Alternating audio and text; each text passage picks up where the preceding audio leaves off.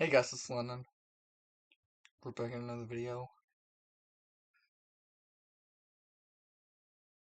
And today, I'm finally ranking 17 movies that came out in May 2026. Including that one movie I've recently watched that just came out in digital after barely having any screen time. Any show times. Like, it hasn't played that much in like AMC Bayou. So. But luckily, I've catched the films that I've watched for May.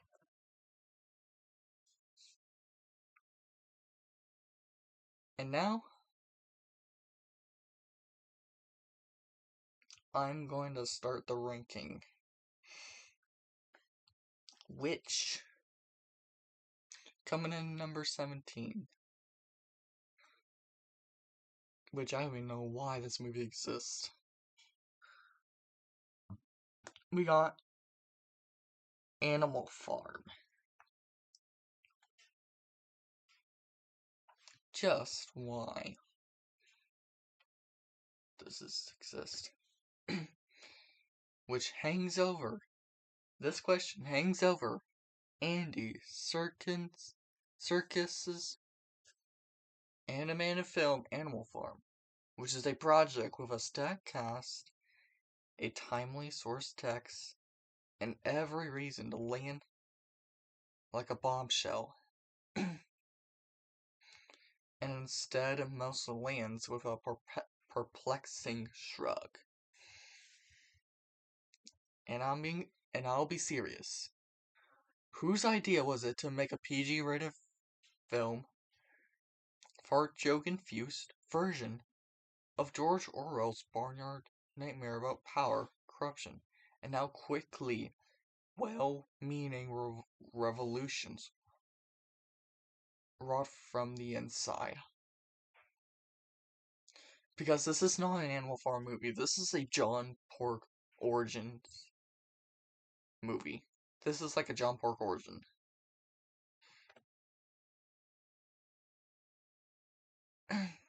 That keeps reaching for humor in places that dull the punch of the material. And worst of all, it reaches for cheap humor.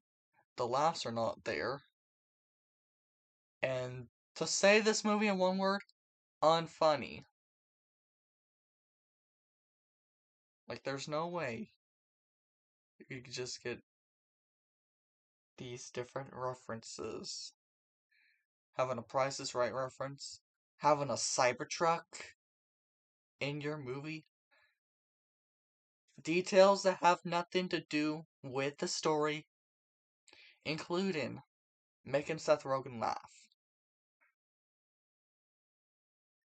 Because you don't even need a movie that just makes Seth Rogen laugh while doing Napoleon.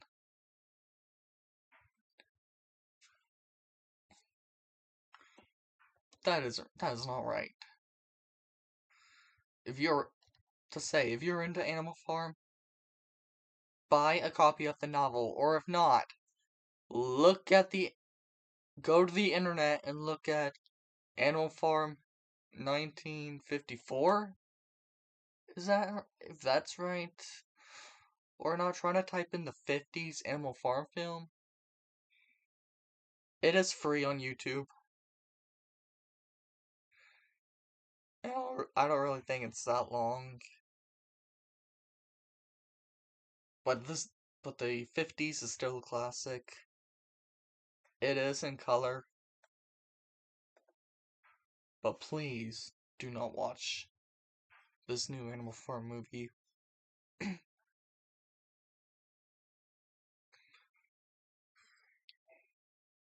And I'm just going to number 16. Coming in number 16, we got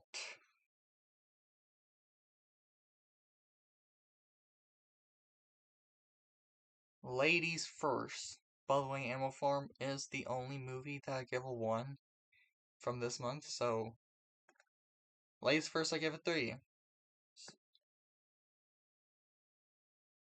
But now, okay, now, right when the video continues off, here's the poster for Ladies First. Again, I gave Animal Farm like a 1. I give Ladies First a 3. So, still kinda sucks. But don't worry, May 2026 overall was really great. It was a really great month. But yeah, going back on Ladies First. As this begins, Damien Shax, which is a man in his element, as a high-level executive at the Atlas Ad Agency. He's next in line to succeed Fred as the CEO, which everyone knows it. He is wealthy, powerful, and unmarried, enjoying unattached flings with younger women left and right. But in other words, he doesn't really have to care about anyone. So when he needs to promote Atlas, first and only female creative director to save contract with Guinness, he does it carelessly. He has his first secretary, Ruby, compile a list of names, then accepts the first one she says aloud.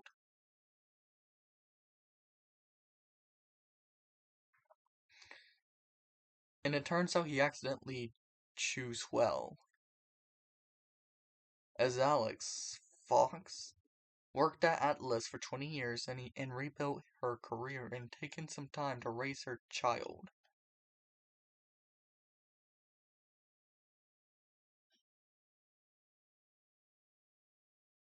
And she is grateful and excited, with ideas, as her first day's just quite bad. Before ending, Damien has told to her face that she was only ever hired for the optics and won't really contribute to the campage, furious and in tears as she quits. As Damien then runs her all the way out of the building, hitting himself in the pool, falls, and hits the back of his head on the pavement. And after waking up, it's different. He finds himself in like the same unfair place as it always was, except for the gender dynamics. The gender dynamics is now reversed, which I assume this is why it's called Ladies First.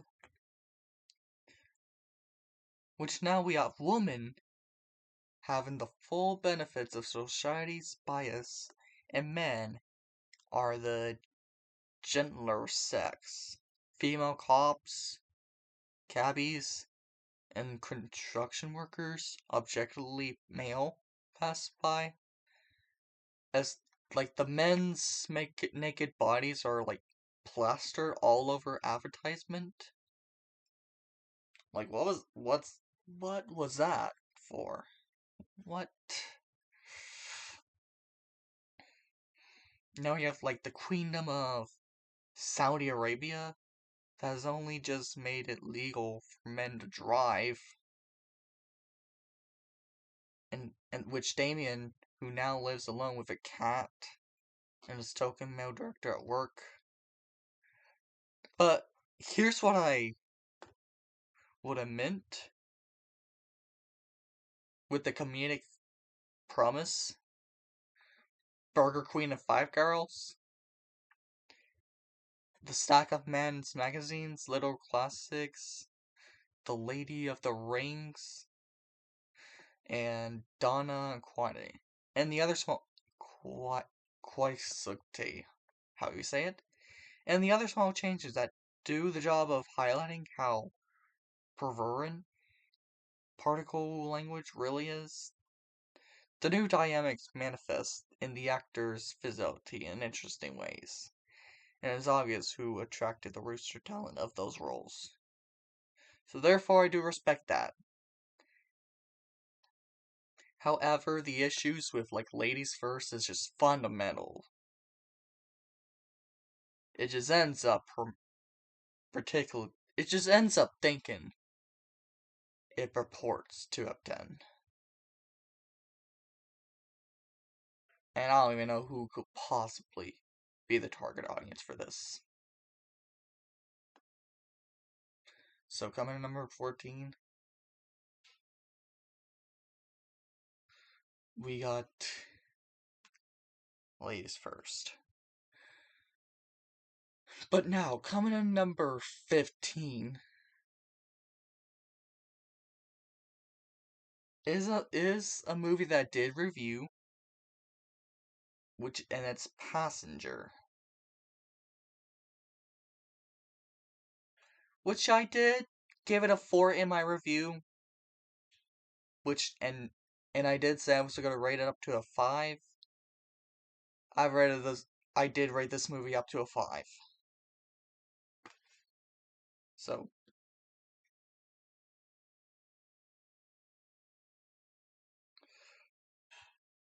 to start talking about Passenger, it is a road trip horror movie. And coming back, good trailer though. It has a really great trailer to like excite the audience.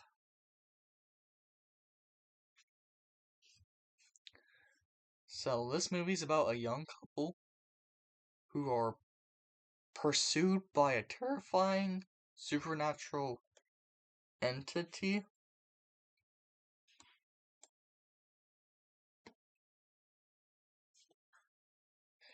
As for this story, there's the poster that just load. But going back, the story follows the newly engaged Tyler and Maddie, who sell their Brooklyn apartment and leave the city for a life on the road. 6 weeks into traveling the country and living out on their decked out van is everything Tyler had hoped it would be, but for Maddie, adjusting had been difficult. So they drove down like a dark rural road in Colorado. Or at least I think it's Colorado.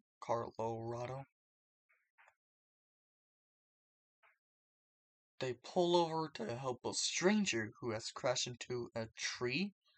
But little do they know, by stopping, they attract the malevolent entity that launches into them. The first sign that something is amiss are the 3 pearl scratches carved deep into the side of their van, the same scratches that Maddie saw on the crash victim's car. But this is a horror movie, so scratches are minor compared to what's to come.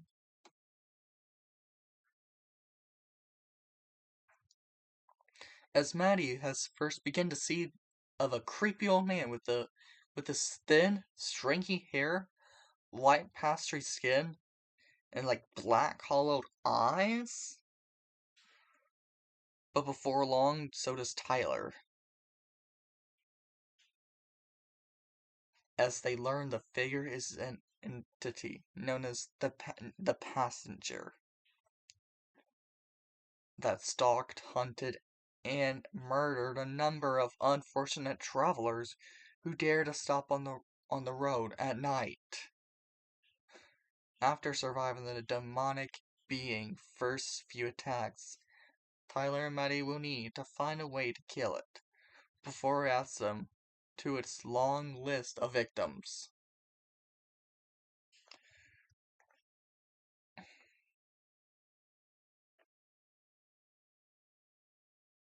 The Van Life Angel is interesting. It is the clever way that over a doll, the homie, sorry if I mispronounced your name, and Burgess Incorporate.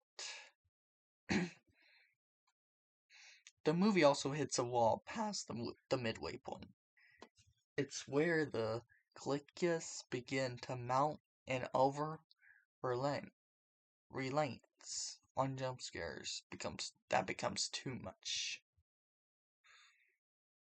As to say, the passenger is a completely made at the times visually inspired horror film that simply runs out of original ideas before the final credits roll.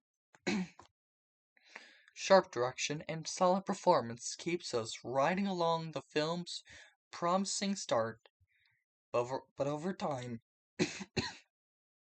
we begin to feel the miles as the journey we're on runs out of interesting sights to see. There's some good craftsmanship on display and a couple of gnarly scenes to enjoy, but in the overall, this is still like, here's the thing. I will still add this to top 10 most disappointing movies of 2026. So once I make a video of that, don't be surprised if you see The Passenger on the list.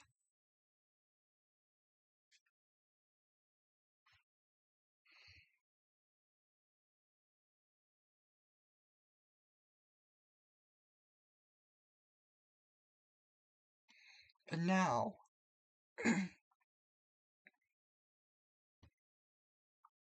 coming in number 14.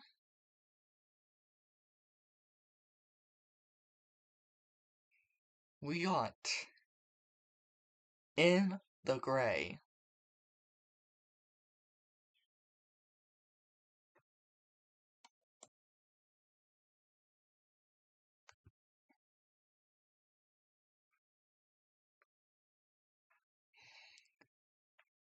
And I'm not even sure this is like a good movie. This is just In the Gray. And I don't really know much of its duration. If I had a pretty good time watching it or not. As it ends up being an interesting contraction because rarely does a film accumulate so many narrative problems. And at the same time, it finds so many ways to remain entertaining. As Guy Ritchie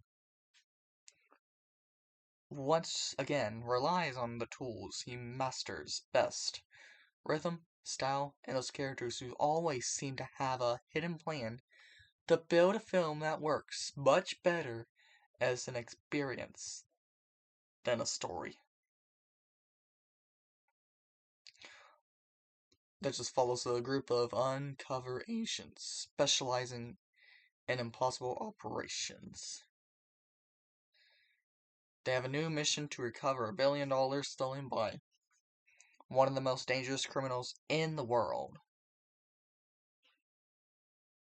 As an elaborate coup ends up becoming a war of strategy, betrayal, and survival where every move seems to trigger an even bigger problem.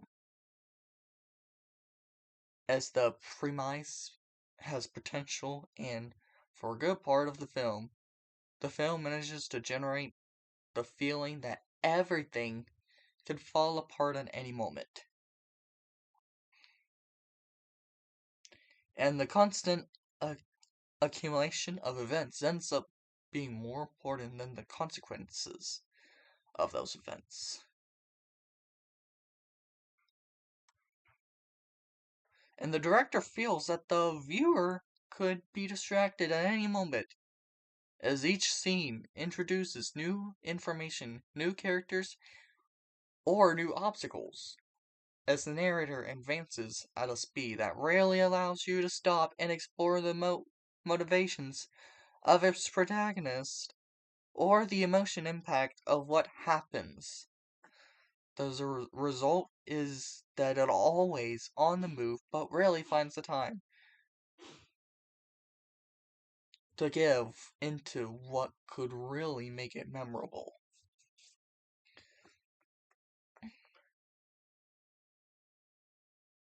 So, as this is not Guy Ritchie's most inspired works, but neither it is a failure, this is a film that perfectly understands what its objective is, and that manages to fulfill its relative offensity. It entertains, keeps the rhythm, and offers several well executed sequences. What he never manages to do is transform all the energy is something more substantial in the end. Being in the gray zone, it finds its best definition in that contraction that ruins through it from beginning to end. A full problem that, despite everything, is still quite fun to watch. So, being at number 14, we got In the Gray.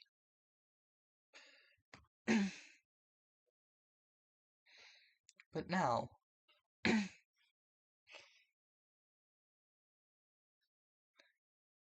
already being in the good to great kind of movie. So, starting off in the good to great movies, coming in number 13, we got The Devil Wears Prada 2.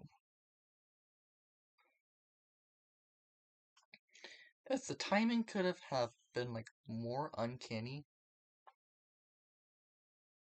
it feels the kind of moment that signals a subtle shift away.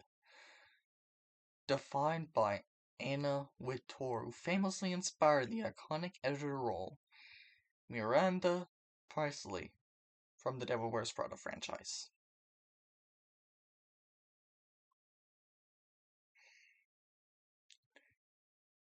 And to say, the truth is stranger than fiction, and in the case with the glossy sequel, it plays out almost too neatly.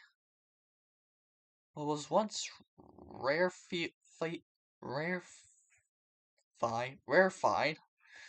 world of Dolce & Gabbana polish now feels closer to a Dolce & Carama moment.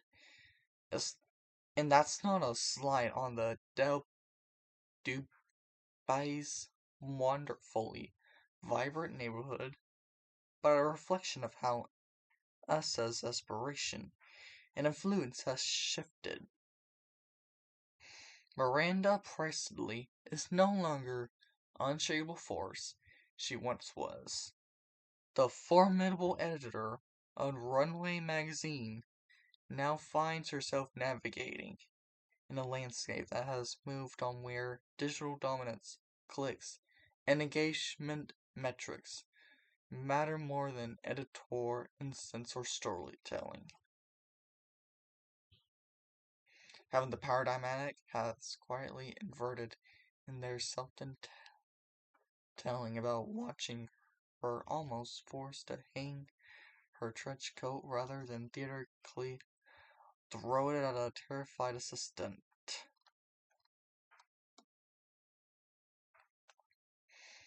So by watching that unfold, I found myself laughing not because it was funny, but because of how precisely they got it right. As a journalist, it felt almost too familiar. And at the same time, that's also where the film slightly loses its grip. It packages these moments a little too neatly. It's smart, but also a bit too convenient. As the power plays aren't always this clean or linear, and they certainly don't resolve themselves with this kind of narrative ease, and reality and messier, more layered, and often far less satisfying. The film also touches female rivalry and camaraderie without slipping into like easy cattiness. Instead, it acknowledges a more ground truth that women often have to work twice as hard only to find the rules shifting away. So, like, Emily Blunt is brilliant and arguably has more to do with this time. As Meryl Streep slips back into Miranda effortlessly while Stanley Tucson remains the most reliable presence in the newsroom. I do love the themes the film engages with. It is also where the familiar issue of a sequel begins to show. Iconic gags, like, "Are you wearing this?" feel less like sharp callbacks and more like repetitions.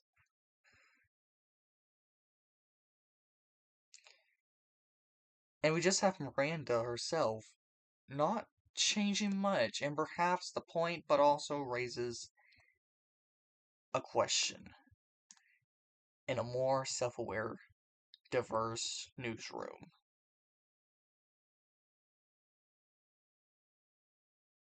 And this doesn't even feel like a story about Prada alone. It feels like a story about power shifting platforms, about legacy giving way to algorithms. And it just lands harder than any culture reference ever could. So number 13, Devil Wears Prada 2.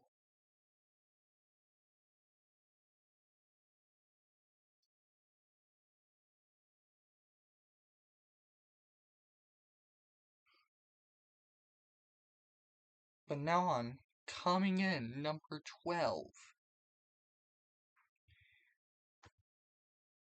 We got the first Star Wars movie to ever come out after 7 years. And it's The Mandalorian and Grogu. As it ends the Mandalorian Grogu series after the show got cancelled.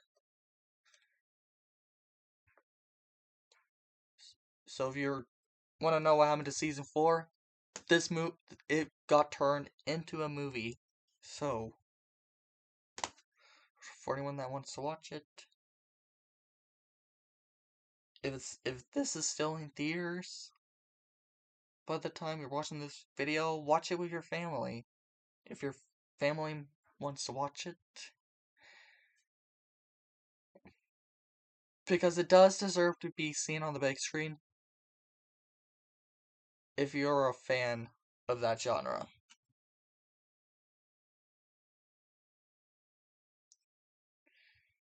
And it's much like the series that was such a hit on Disney Plus. That's starting in 2019.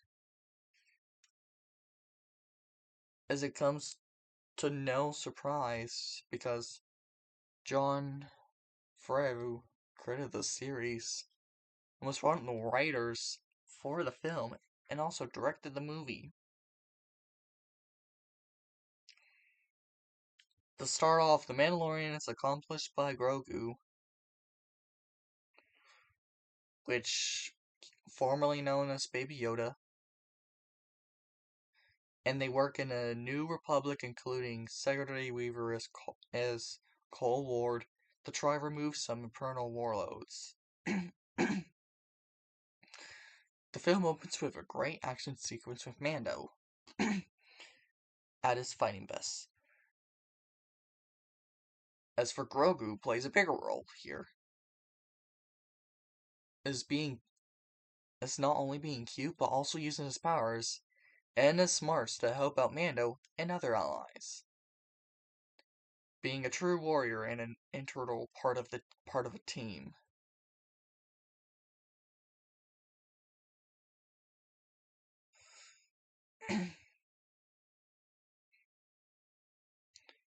And then Ludwig's score is just wonderful,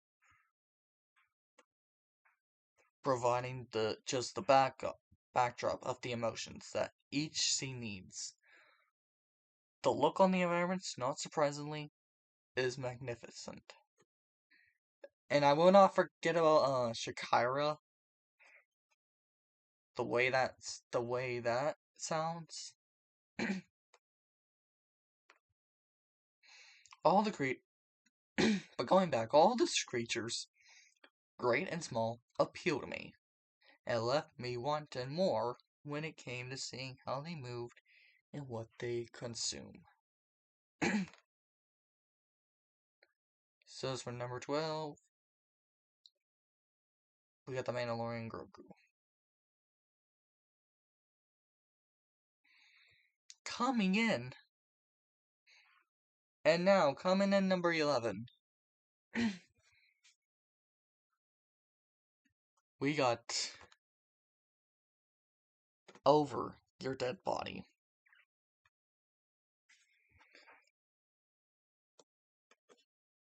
We got a married couple hating each other, sure's guts, which sounds like a nasty, fun, and more so with the two of them playing husband and wife. They're going far as attempting to kill each other.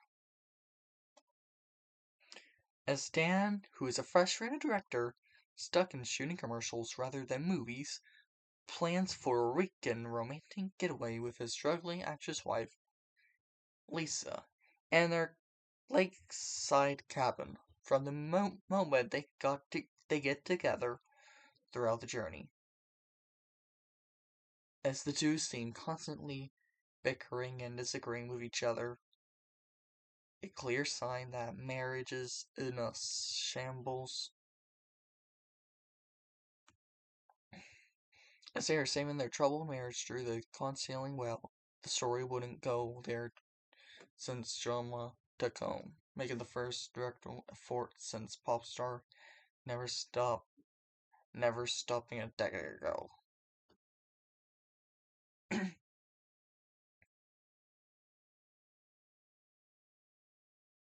And then just when I thought the whole movie would be about them, the story adds unexpected stakes by introducing three characters midway. Prison guard Algeria, along with two escaped prisoners, Pete and Todd, hiding somewhere in the cabin all the while. All the while. From there, the initial War of the Roses like black comedy thriller and material atmosphere takes a sharp turn to a violent home invasion trope.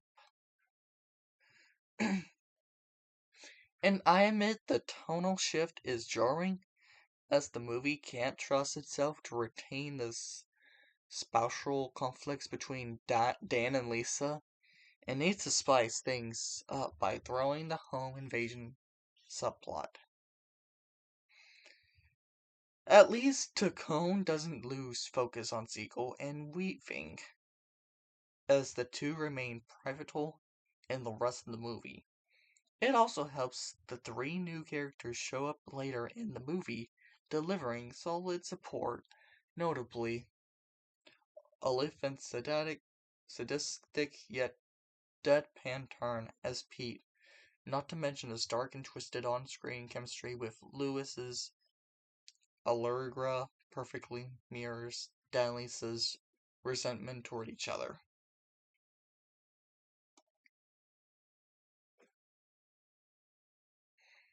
As Tycoon also evaluates the movie by incorporating punchy flashbacks to review some of the characters' past before they end up at the cabin.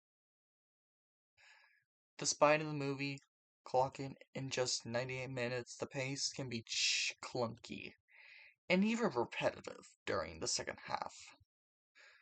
But if you can look past the shortcomings, this movie remains like darkly funny, blood-soaked black comedy that is just worth checking out.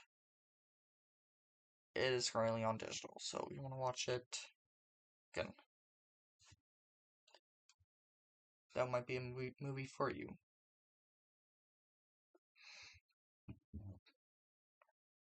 But now, coming in number 10. I did used to rate this a 10, but like,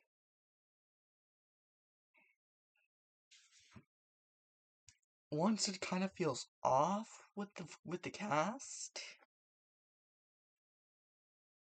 how like the how like it's based off of Freaky Friday. Coming number 10 is Swapped.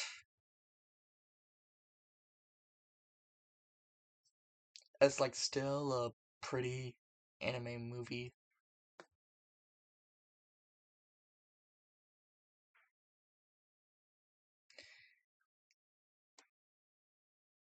It's a kind of animal with like two opposite protagonists who have to learn to live in each other's shoes.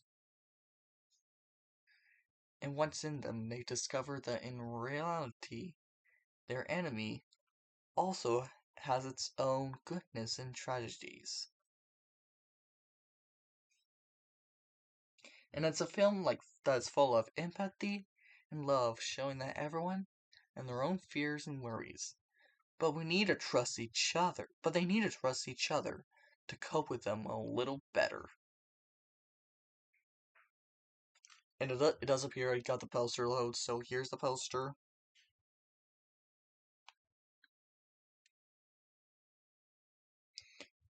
But going back,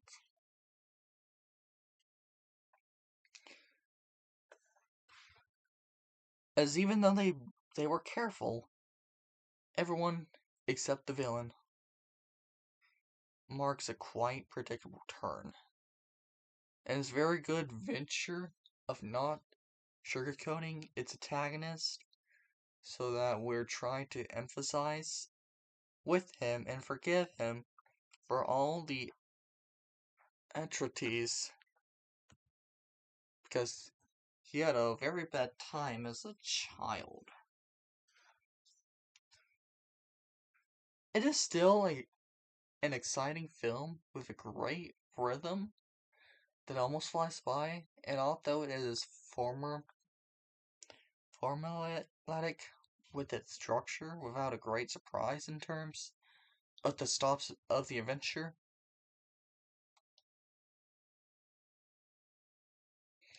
the visuals are still spectacular with incredibly creative and expressive character design, and it even falls short when it comes to showing us all the creatures of the valley.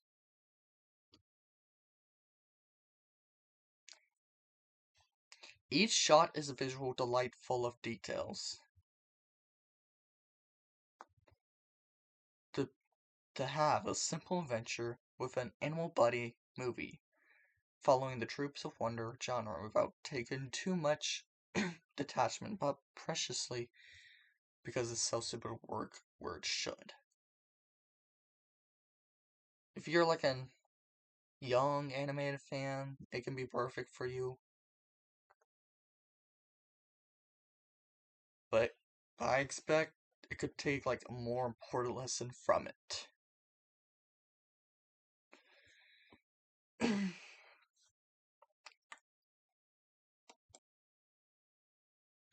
Coming in number 9, which I don't know if this should count, because I think it's like a TV special more than a movie. But I am gonna include The Punisher, One Last Kill. Which, here's what I'll give. Has one of the best casting in the entire MCU, with Jon Bernthal bringing a guttural and majestic energy as his portrayal of the Punisher since he debuted the role back in 2017, which he also played Frank Castle through 2 seasons of his own show. He was also on Daredevil, the first season of Daredevil Born Again. and and you're also about to see him in the new Spider-Man movie Brand New Day.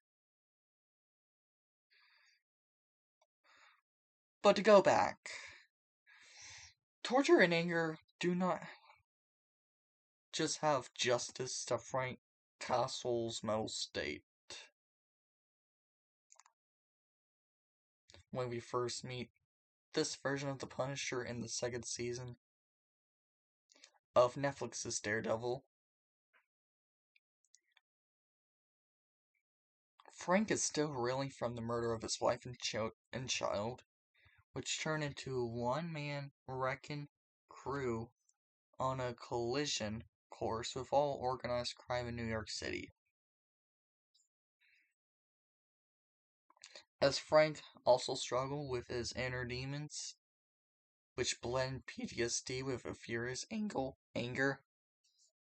Sorry if I mispronounce. But that made him question his own existence. One Last Kill shows us that he's been hiding in Little Society, a section of New York overrun by crime. It also brings the screen of character of Manuki, the remaining figure of the notorious crime syndicate of New York City, with a bone picked with Frank.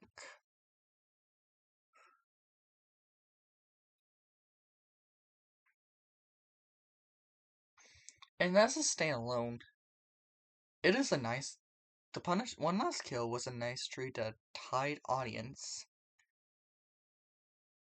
over until Jon Bernthal is ready to reprise the role of Frank Castle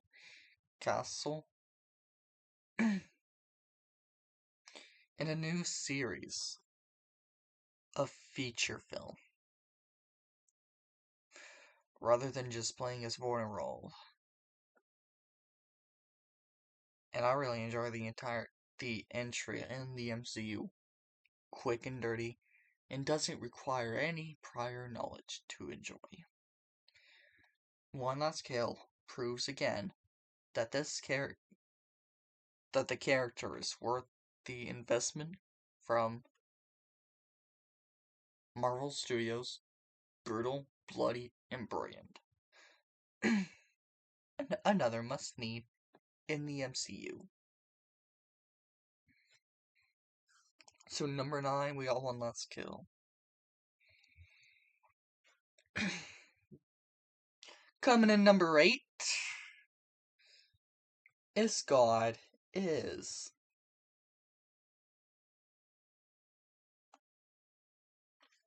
Having twins Racine, but which is by Kara Young, which she is also on I Love Boosters. And Ania, which is Marilyn Johnson from the movie from Vladimir. I'm not seeing it. And they're on a mission from God, but in case God of their mother, Ruby. And the mission is one of revenge.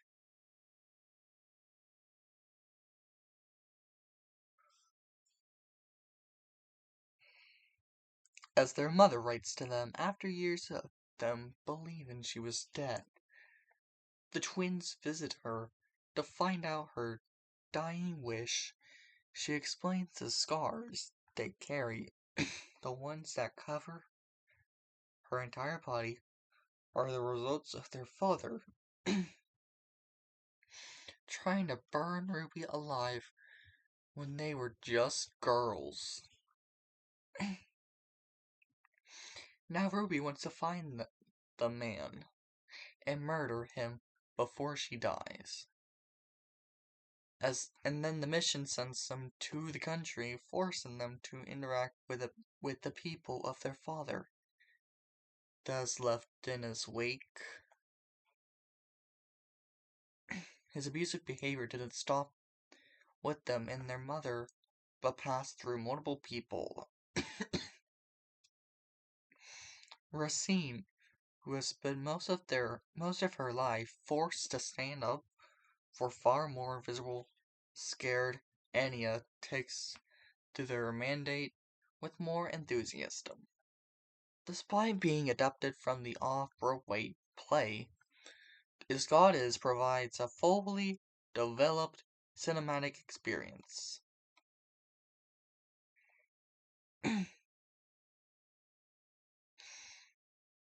There's not even a poor performance in the film. Like Erica Alexander, Michael T. Williamson, Gianni Monet, and Brown, that just does an amazing job of what their role is.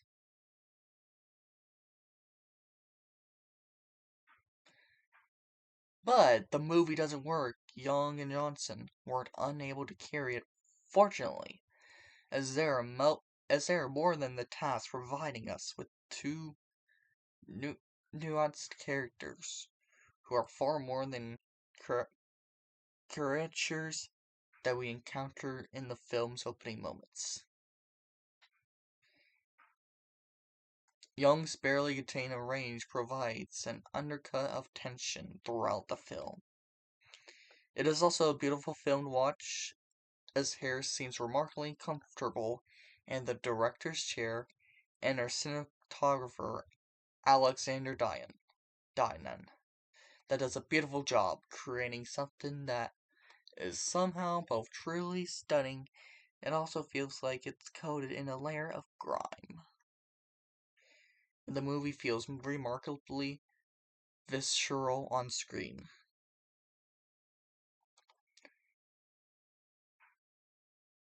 And it combines the two by having the person with the long-standing vendetta assume the role of a deity. So coming in number 8, we got Is God Is.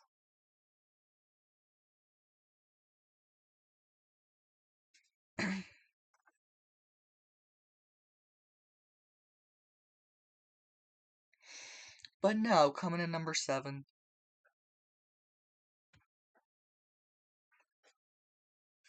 we got The Sheep Detectives. Being a funny, clever, and full of plot twists and turns. It's an enduring movie that is just plain enjoyable. Being based off the German book called Three Bags Full,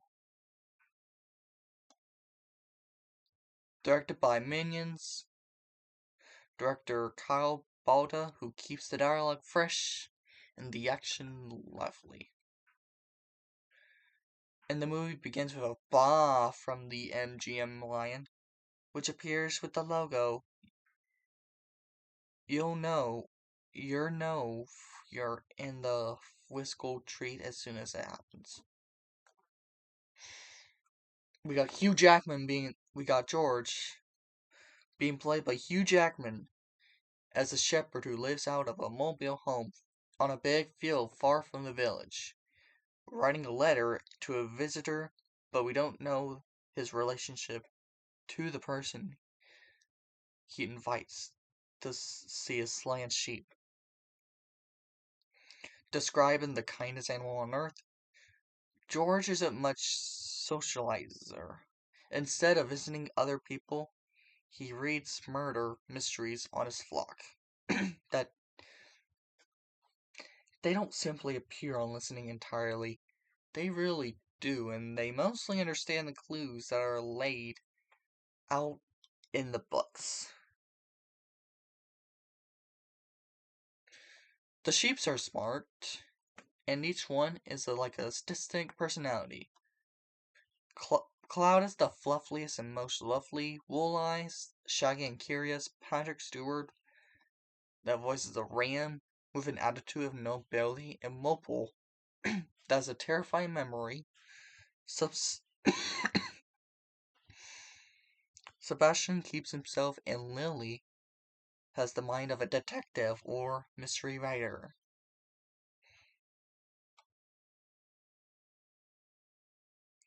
as the sheep are trying to guess who killed Hugh Jackman. They're trying to find out that they're trying to find the murderer that killed their shepherd.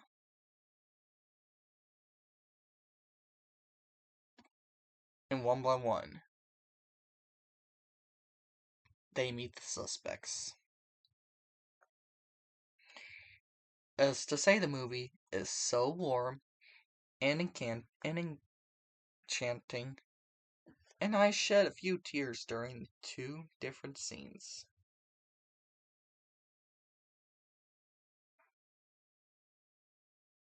And although this is not a perfect movie, if you're a fan of talking about animals, I think you'll like this even more if you stay through like the very last credit and hear one more line of dialogue. That is a great laugh getter. But now,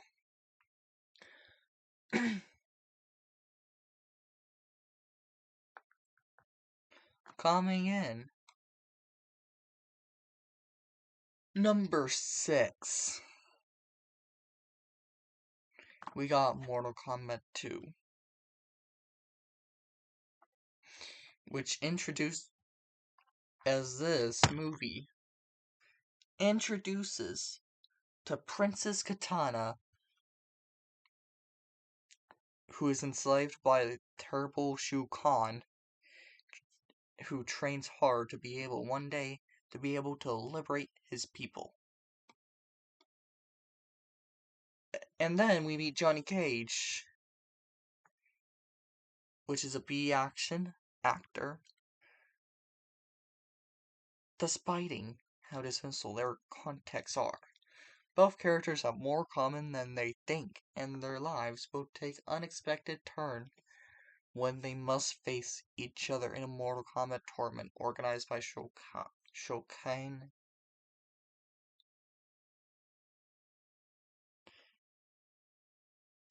And then characters from the video game such as Sonya Blade,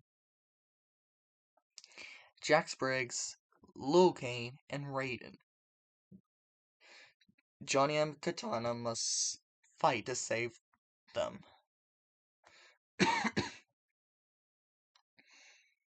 So, as it doesn't intend to transform the genre or win an Oscar, but it does give a great lesson to many filmmakers. The art of adaptation lies in having a deep love and respect for the source material.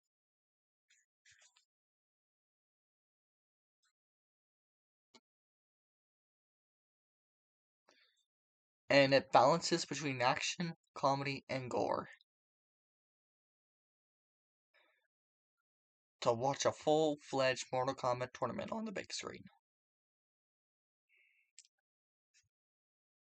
And then the fighting moves of the characters and some iconic locations of the game. As it is for the fans,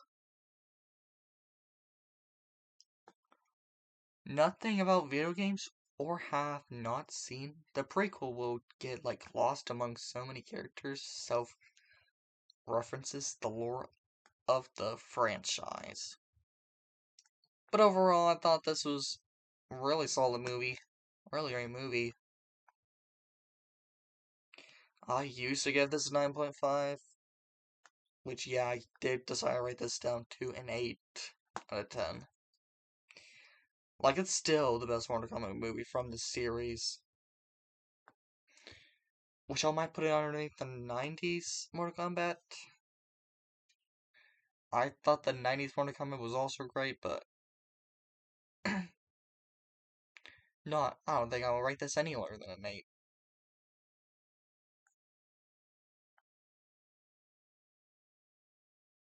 So, coming number 6, we got Mortal Kombat 2.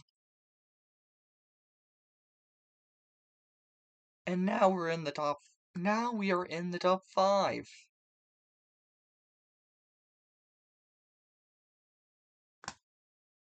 So yeah.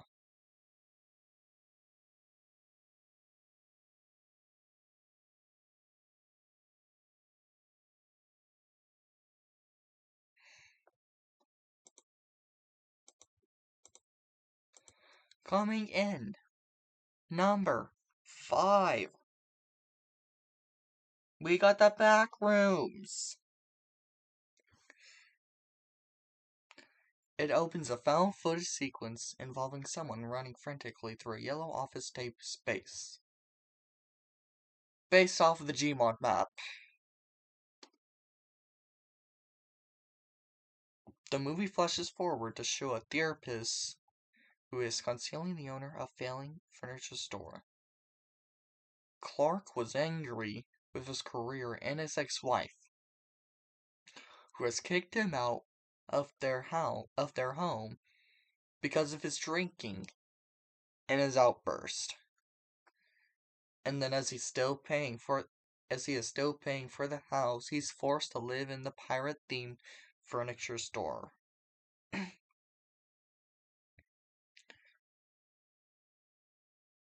Then he shouts that he always was alone and trying to support the two of them because his wife didn't work, as he resents nearly every aspect of his life. When Clark begins to inspect what's going on with the electricity, he discovers a back room, like back rooms actually, that seem to go on forever of a sort of distorted parallel of the furniture store. Again, just like in the Gmod map. As you'll keep watching the movie, it'll get weirder and weirder and weirder. Instead of trying to figure it out, I would just let the movie take me along the nightmarish ride and discover the final frames that made a strange kind of logical conclusion.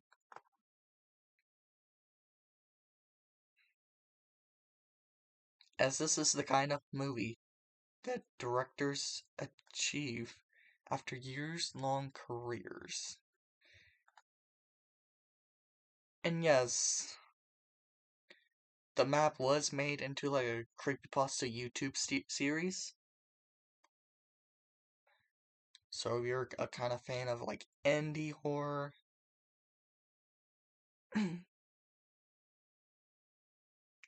I do think you will like that movie.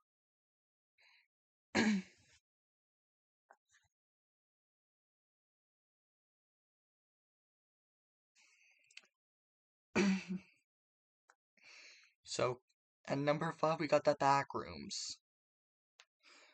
Coming in number 4.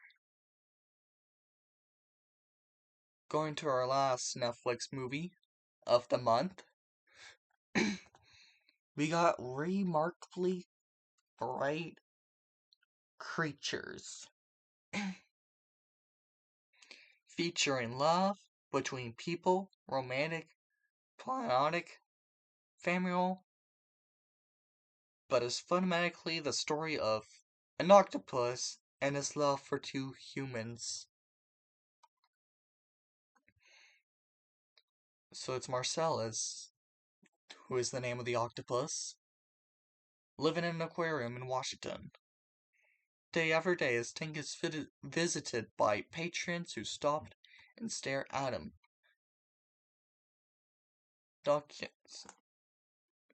And then the movie got like described in this life and species. As the octopus does sound like a narrator.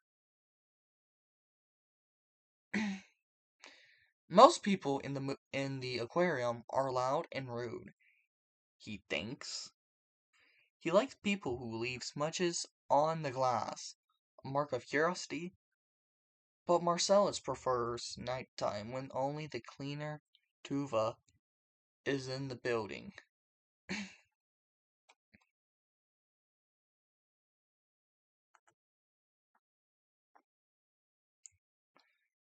And then he comes in from the Cameron, Lewis Pullman, who's in town to find his father's never met.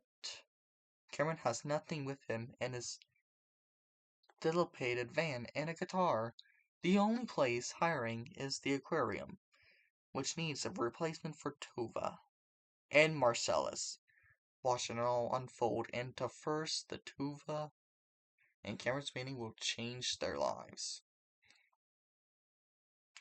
In the wrong hands might have been a curiosity or cringe. An octopus narrating a film about lonely souls sounds twee and saccharine. There's a warmth to their treatment of their heroes. Tuva's loneliness is palpably despite having a welcoming group of friends.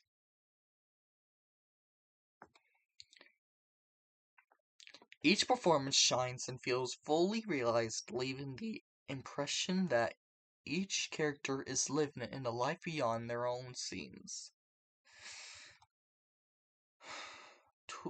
Tuva and Cameron's lives expand beyond their work at the aquarium. The revelation at the heart unfolds smoothly. It is a warm, hopeful film about the powerful connection, a film about loneliness, discovery, and growth without a hint of cynicism and sappiness. Now that's something remarkable. So coming in number 4, we got Remarkably Bright Creatures.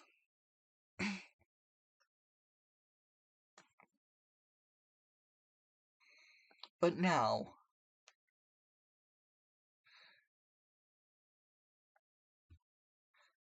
coming in number 3, we got Hokum. The movie that I did rate this a 9 in my review. I did rate this down to an 8. But to say, this is still like the 3rd best movie this month. And no, it's not in my top 10 anymore. It's not in my top 10 movies. It might be in my top 10 horror movies. But like top 10 movies overall, no. Which I'm not upset about.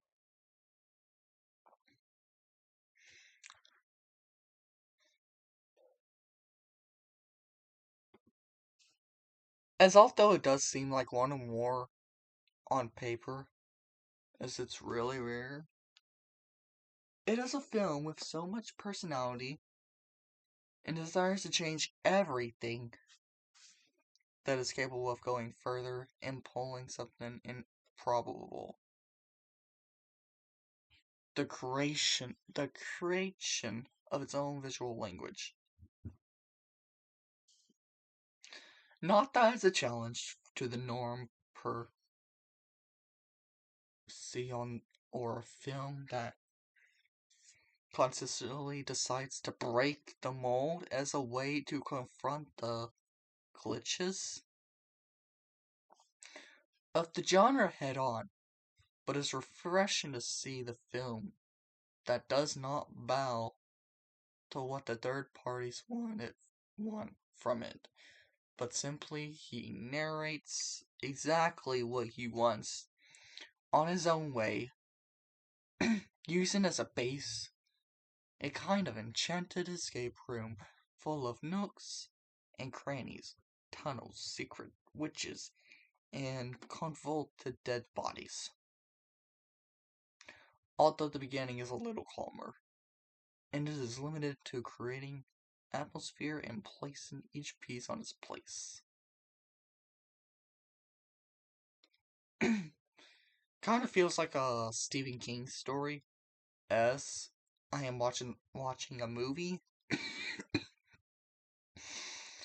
It is surrounded by rural rednecks with unspeakable secrets and unfulfilled dreams, with exciting that his prominence becomes at first even unpleasant for the viewer.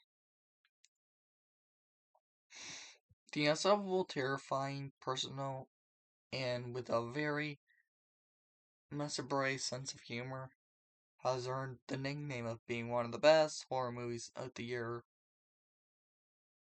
Not really. But if you like this movie more than me, good for you. Good for you.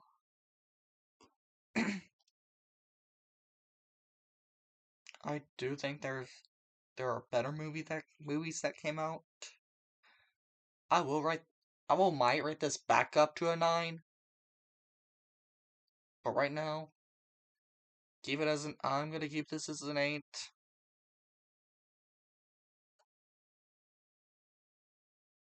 Because this is still a great movie. But it doesn't revalorate horror. It just posed the most interesting challenges in a genre that, even in fantasticating novelties such as Backrooms, sometimes it sees self-absorbed and obsessed with repeating the same schemes. So this, but to say the story may not be the most original in the world, it is still a surprisingly fast-paced and unique demonstration that horror has a lot to tell on the margins of mainstream cinema, even if it's by rewriting its own rules. So coming in number 3, we got Homecoming. Coming in number 2, the movie I have recently watched. Like, my god, it's still a great movie. I want to give this a 10, but like,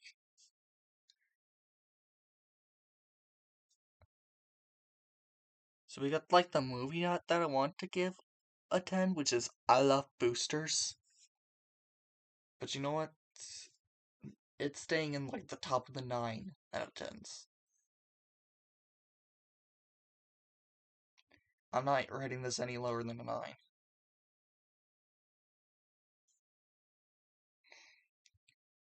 So this is like a weird, vibrant, funny, thoughtful, hopeful thesis on a collaborative action and workers' rights.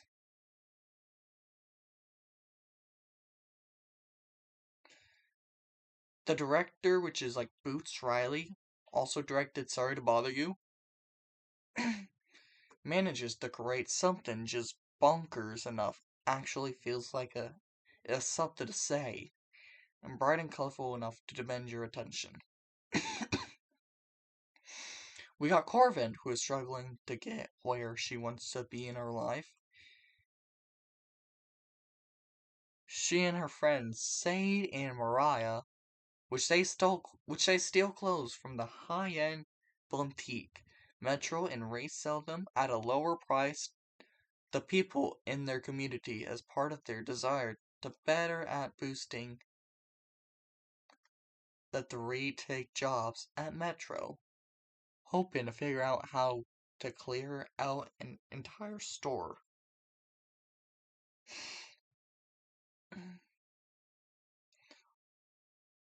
Then one day, while they are being reprimanded by Grayson for wearing last year's Metro line from designing Christine Smith, they leave the meeting, discover that someone has beaten them to emptying the store. Being tracked down to Jianhu, a Chinese woman who has a teleporting device that allows her to send the clothes back to China.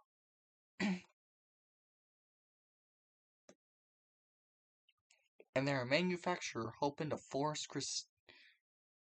Christie to give them better wages and safer working conditions, as they realize they need to work together if they are going to see the changes they are stirring for.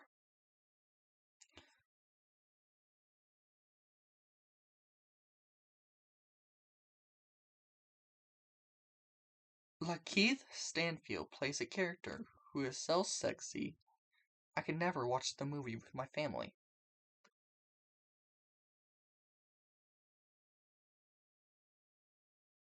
And that's to say, Boosters is so wholly unique that if someone explained every plot point to you, who would still need to see in order to fully grasp everything happening on screen, like Coleridge's full to bursting pink tracksuit.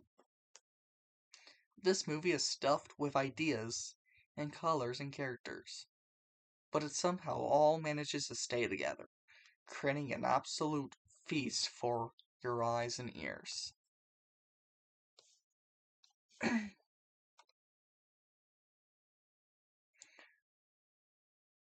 so this, so this, so the dream will be possible, but we might have a significant change for how we look at things and recognize that we're stronger than apart. So coming in number 2, we got I Love Boosters. Or if a lot of y'all call us Boosters, yeah, for short.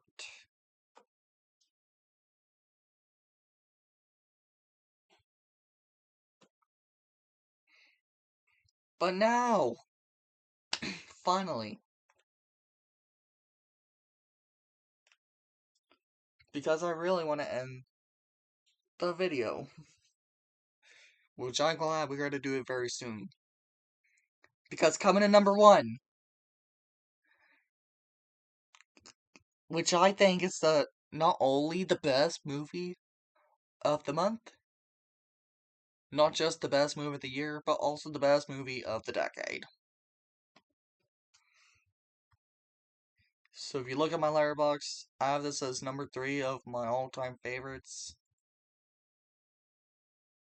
You'll see my first favorite is Scream, second favorite is The Thing, and then number 3 would be Obsession.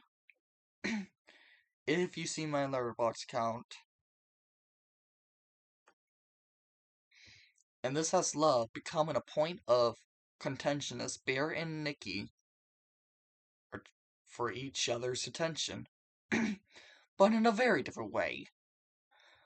With fantastic performances from Michael Johnston, an indie narrative which wins thanks to its equally fantastic executions, where just everything is a play of light and darkness. Bear's obsession with Nikki is equally traumatic to witness as hers with him, and they try to balance one another's intensity. A lot of blood, sweat, and tears are shed.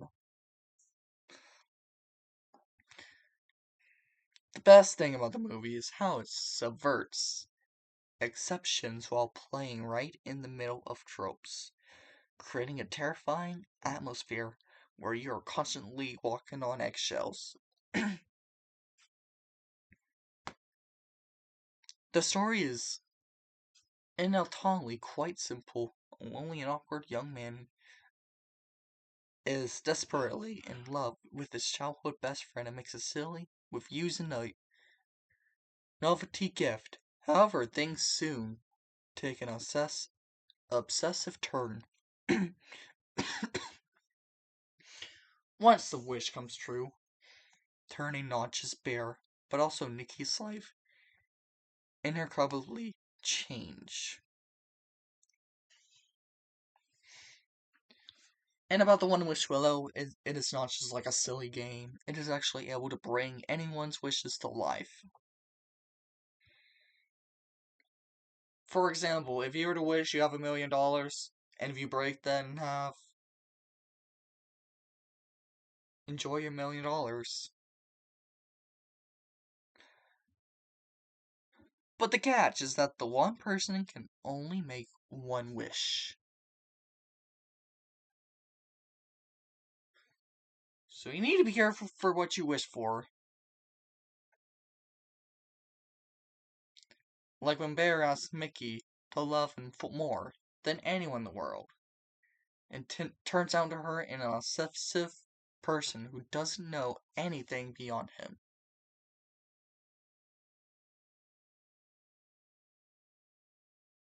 And to break that wish, to cancel out that wish, you'll have to kill the person who wishes for that wish. To cancel the wish. Oh god, how many times did I even say that word? How many times did I say wish in one sentence? While I said that.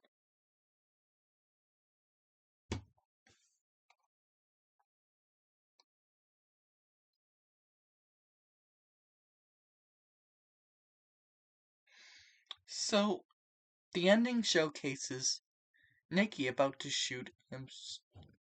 Showcases Nikki about to have Bear to kill himself.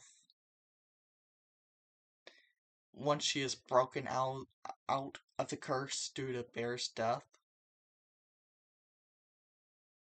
she just looks horrified as her friends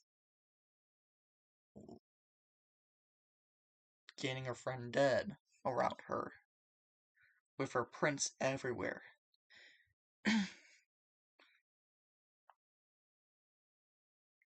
And to say overall, the best movie of the decade. And yes, I am putting this movie is going above Nirvana, the band, the show, the movie. So I don't even care. If you have watched this, good for you. Good for you.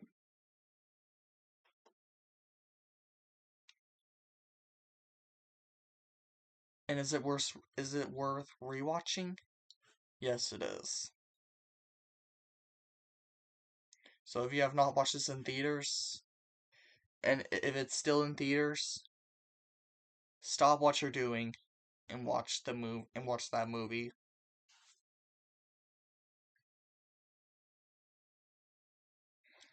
So I hope you all enjoyed the video. Don't forget to like and subscribe.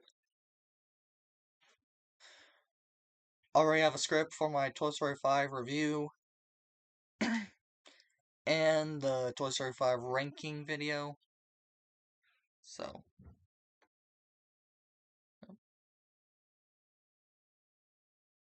and I will see y'all in the next video.